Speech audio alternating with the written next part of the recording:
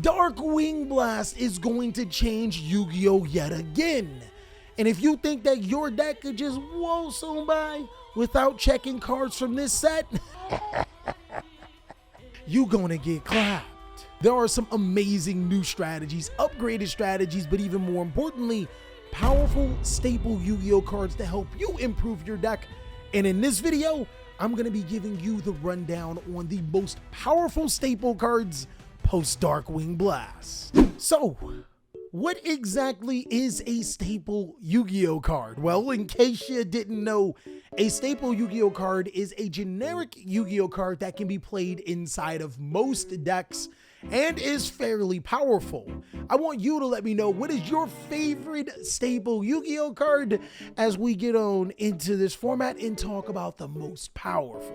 In this particular tier list, I have 5 different categories: S, A, B, C, and Arby's. And the reason why we're using S through C is to not only help simplify to people that aren't cultured to the TheCaliEffect, but also because I think every single one of these staple Yu-Gi-Oh cards are fairly good. They just have a place in the game right now. And as for the Arby's tier, some of you guys may argue, Cali, what are you doing? Arby's is the best tier ever. Look, man, if you like meat in your mouth, all you have to do is say that, you know, good for you. It's still the worst of the worst.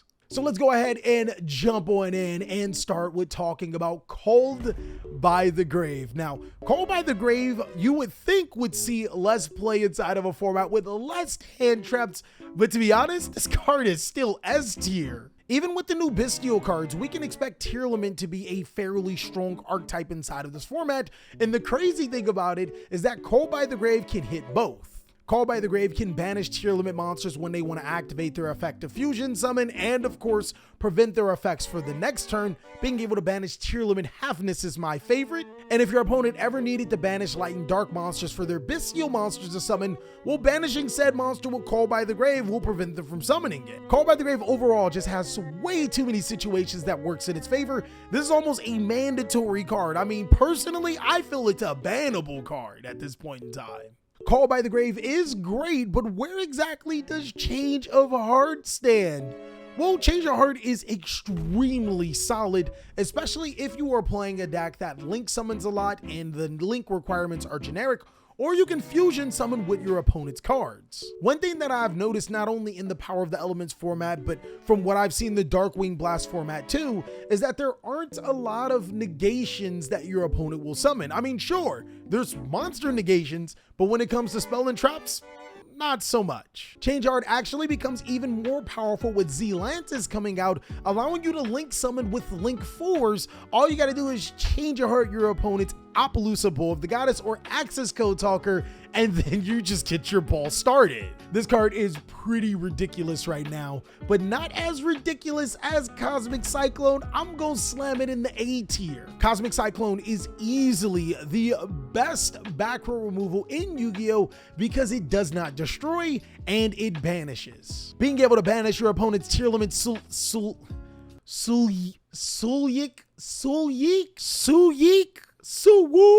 I can't say that. This card also outs Mystic Minds, your opponent's face down Sprite Smashers, Runic cards. It plays around the Runic Huggins because it banishes instead of destroys. This card is just amazing. Cosmic Cyclone is that card right now. And while Cosmic Cyclone is that card, personally, I've always felt this way about Crossout Designator. This card is Arby's tier. That's right, you heard it from me. The first hot take is doo-doo water, is trash. Dog, even at its height, this card was not good. Where this card is good at? Master Duel, that's it. Crossout Designator is a legit failure inside of the TCG. I might even make a video on why I think Crossout Designator isn't a great card, but to sum it up for the Darkwing Blast format, hand traps aren't going to be played as much. There are some hand traps that are seen as big contenders that are must plays like DD Crow and Ghost Bell that theoretically you could play Crossout Designator in your deck to stop, but at the same time, you could also just, I don't know, play better. I don't know if you guys are with me, but Crossout Designator really feels like one of those skill cap cards where if you are good enough, Crossout Designator becomes irrelevant and a card that you don't need to play. But I don't know, I could be wrong. Dark Ruler No More, I feel, is the best board-breaking spell card right now, and the reason is because Kshatri-la is really weak to Dark Ruler No More. Kshatri is a new strategy that is coming out in Darkwing Blast. It likes to set up a board and banish a lot of cards from your extra deck and main board, but if you open up with Dark Ruler no more, even though they do have their Kshatri trap card, things become significantly easier. Dark Ruler no more is also really good against Sprite, and while it does struggle against Tier Limit, I seriously still think it's one of those cards you should really consider mainboarding right now. Dimensional Barrier, a lot of people would say is like B or A tier, but I'm gonna go ahead and put it in C tier. If Kshatri becomes one of the best decks in Yu-Gi-Oh, I still think it's better off as a sideboard card, as both Sprite and Tier Elements can do other things outside of Fusion Summon and Exceed Summon. You're going to be pretty much dead in the water stopping one side of their ability and not stopping them from playing Yu-Gi-Oh! It does work at stopping them from summoning their runic monsters from the extra deck, but I think that's the least of your problems. Dogmatica Punishment is a C tier Yu-Gi-Oh card. The biggest problem with Dogmatica Punishment is not only does it prevent you from special summoning from the extra deck until the end of the next turn, being able to destroy 2 cards isn't always the best thing, as sometimes just getting their effects is enough. Enemy Controller is actually a really good Yu-Gi-Oh card. It follows the same lines as Change of Heart, and it also allows you to dodge cards like Effect Veiler and Infinite Impermanence if you're tributing the monster, but I'm gonna go ahead and put it in C tier because players don't got time to be expending monsters like that. If your deck just so happens to be able to expend free monsters to your side of the field like Sprite or Live Twin, then sure, this card is almost a must play. If not, I wouldn't just play this in any deck. Eradicator Epidemic Virus is an S tier Yu-Gi-Oh card. This card will win a game just by activating its effect and declaring spells like 90% of the time. Being able to destroy your opponent's spell cards before they can fully utilize them is key here, and this is why Eradicator Epidemic Virus is king, and you should strongly consider it if you can play it. I really like Evenly Matched this format for the same reason why I like Change of Heart.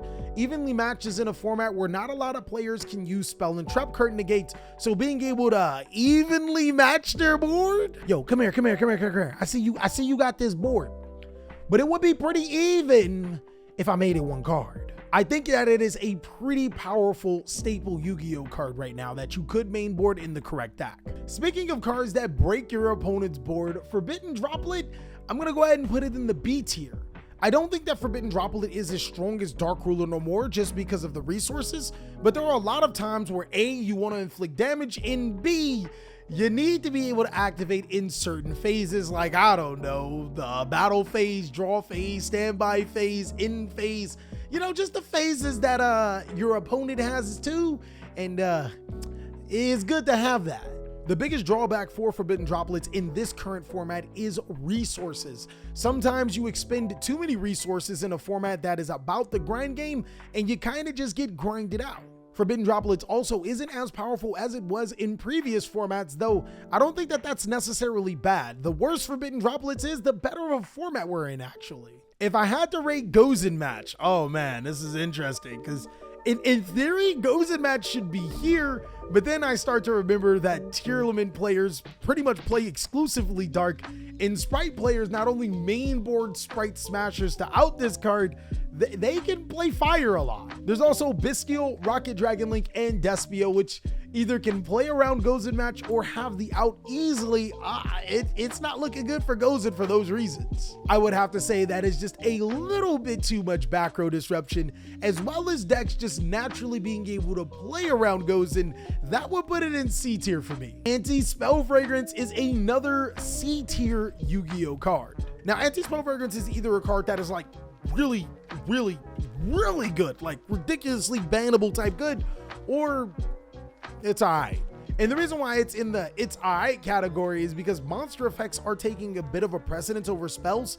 Don't get me wrong, this card can catch a lot of decks slipping, especially post Darkwing Blast with some of the more powerful spell cards, but this is a card that feels more reserved for the sideboard because of the variants of decks that don't need spell cards or that can play around not needing a spell card.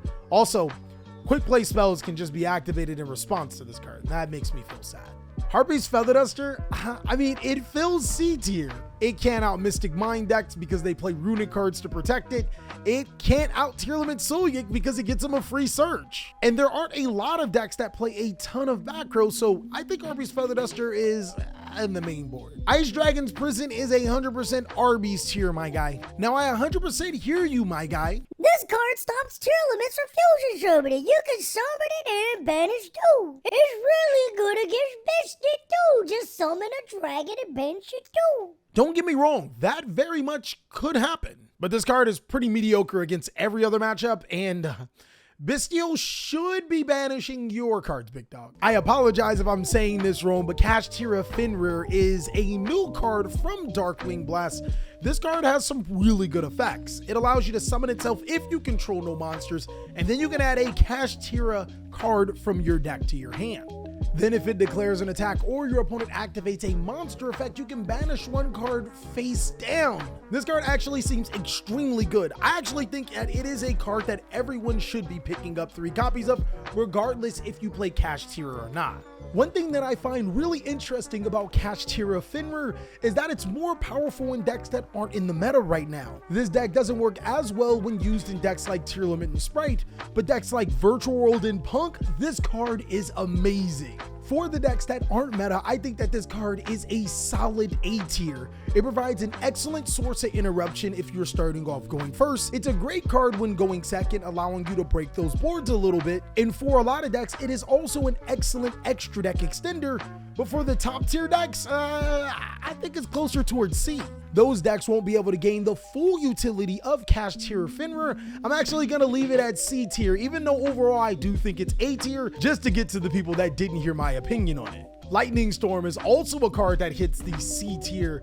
It has almost the exact same problems as Harpy's Feather Duster, except you need to not control face-up cards. Field spells are 100% on the rise. I genuinely feel that Lightning Storm should be higher just because monsters can't necessarily negate it, but if your opponent is smart, they'll just summon their monsters in defense. So kind of hurts Lightning Storm's chances again. Mind Control has the exact same applications as Change of Heart, so of course it goes to B tier. And crazy enough, Mystic Mine is another C tier Yu-Gi-Oh card. What I really hate about Mystic Mine is that once we stop playing cards to address Mystic Mine, then Mystic Mine gets played. But as long as we are main boarding cards like Sprite Smashers, Cosmic Cyclones, just cards to be able to get over Mystic Mine, it won't stay a great card. I mean, to be honest with you, it's really here, but just because of that, it's C tier. Paleozoic Dynamiscus is a ridiculously good card. Not only is this card risk-free, if your opponent negates it, you don't discard.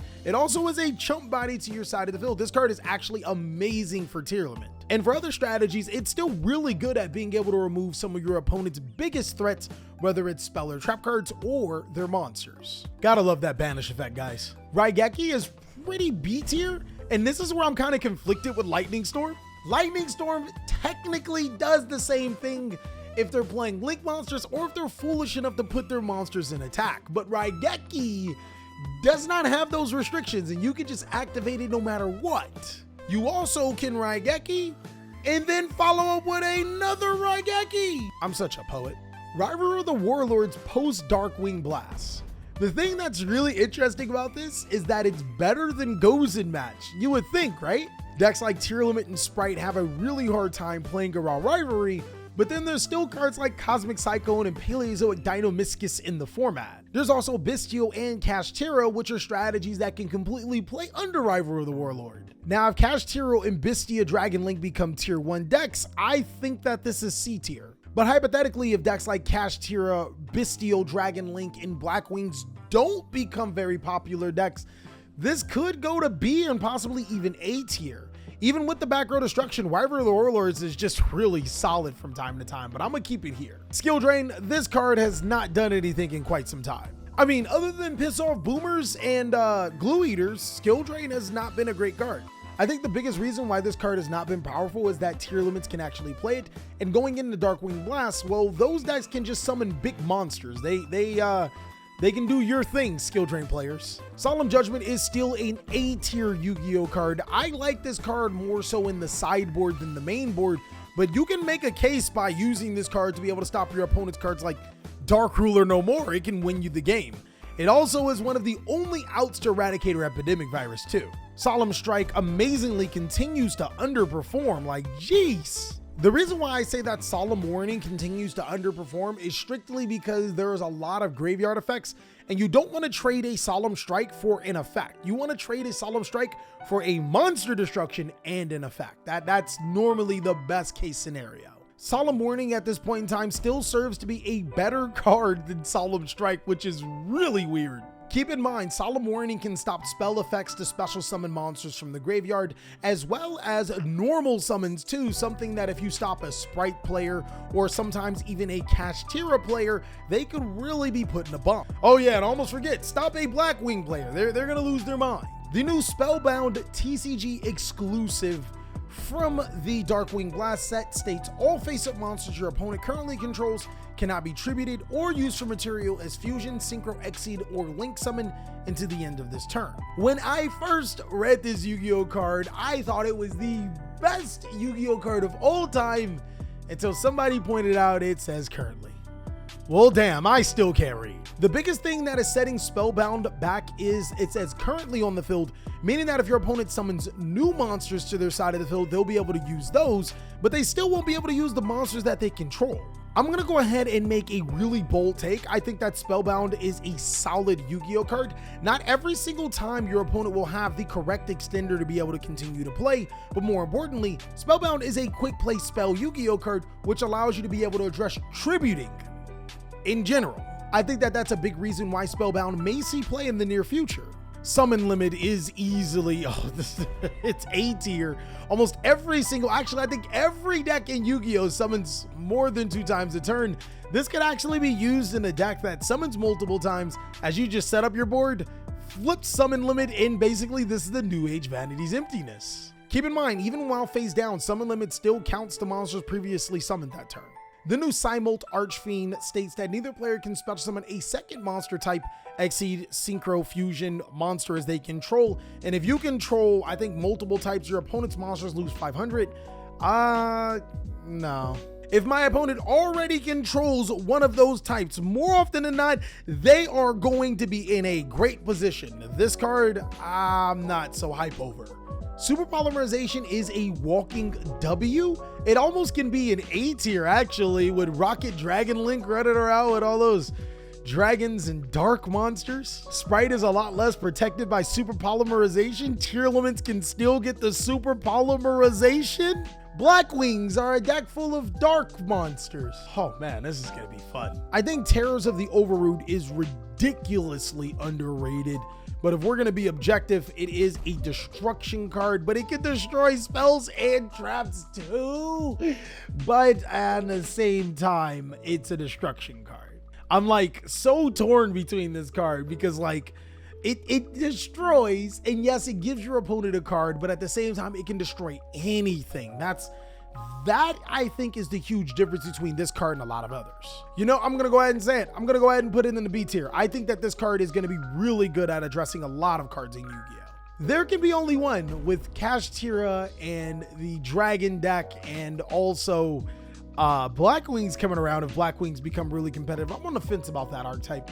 I'm gonna say C tier. It'll still have the same problems as Gozen and Rivalry of the Warlords. Torrential Tribute is just a no, dog. No, don't do it right now. Triple Tactics Talent is still one of the most solid cards in Yu-Gi-Oh! There doesn't need to be hand traps for this card to be used. And of course, it's probably the best Take Yo Bish. Twin Twisters, well, there isn't a lot of back row heavy decks right now. And there's a lot of decks that just set one card. And it's a destruction card, so don't do it.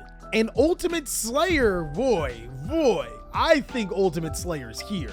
With Kshatri-la playing Exceed monsters now, you get access to some really good Exceed cards to be able to break boards.